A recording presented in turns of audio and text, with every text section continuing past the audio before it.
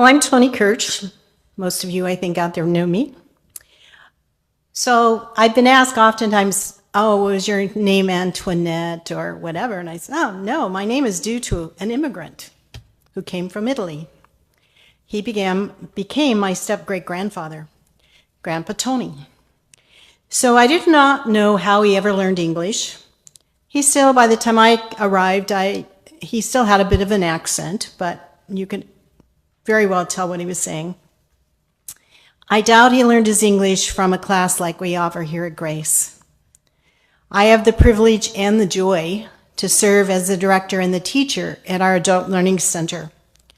We've been teaching English and helping in citizenship preparation for about 16 years. The U.S. is made up of many people from all over the world. You listen to the passage Rick just read from Acts 2. Many languages also. The Holy Spirit gave that gift of languages to the disciples so that all could hear and know the love of God.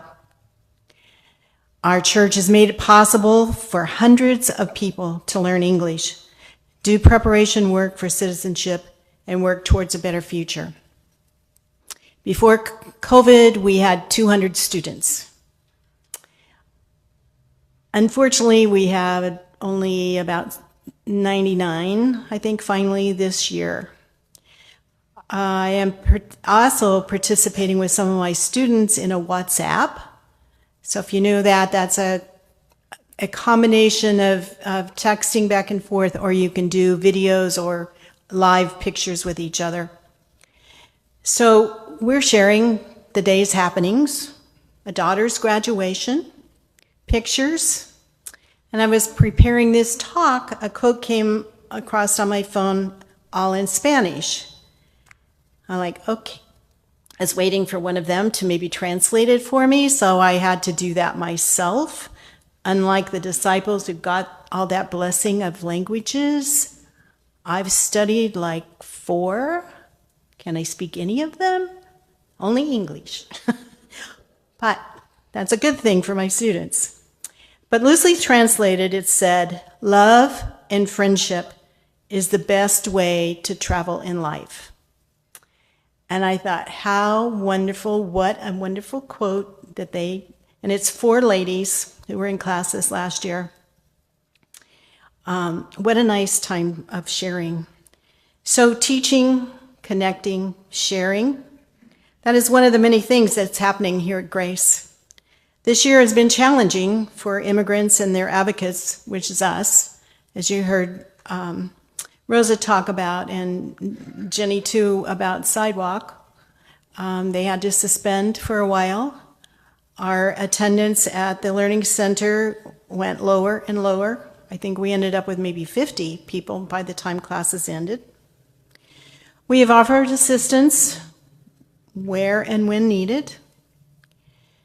I recently attended a program called Standing with a Stranger over at Dayspring United Methodist Church. And it was all about helping people understand what the current refugee, asylum seekers, the immigrants, need. Hope, justice, employment, connection, understanding, language, affordable housing, stability. So we need to be open to what is asked of us.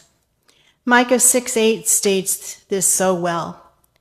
What is required of me? To do justice, to love kindness, to walk humbly. Humility, kindness, justice. We can all do that. One of the things I also came away with from that day was that to open ourselves to the culture of others. They gave several examples with reading materials, listed off a bunch of different books on the subject. Another idea was to eat in an ethnic restaurant, not a chain. We have many restaurants here in Mesa. It's Thai, Chinese, Asian, Mediterranean, South Indian, Korean, Polish, African, and of course, Mexican. That's the one idea I really liked. Let's go eat. Grace has already begun this openness with our relationship with our Tongan church. Many of us have worshiped and eaten with our Spanish church, Pueblo de Dios. The Grace United Women in Faith have done many of these things in the course of our mission activities. Our national reading program provides every year a new listing of books that speak to 5 topics such as social action and education, and the challenges that is faced by each. When we gather for an out to lunch time, we have gone to several ethnic restaurants. We've done Asian, Mediterranean, Italian, Mexican.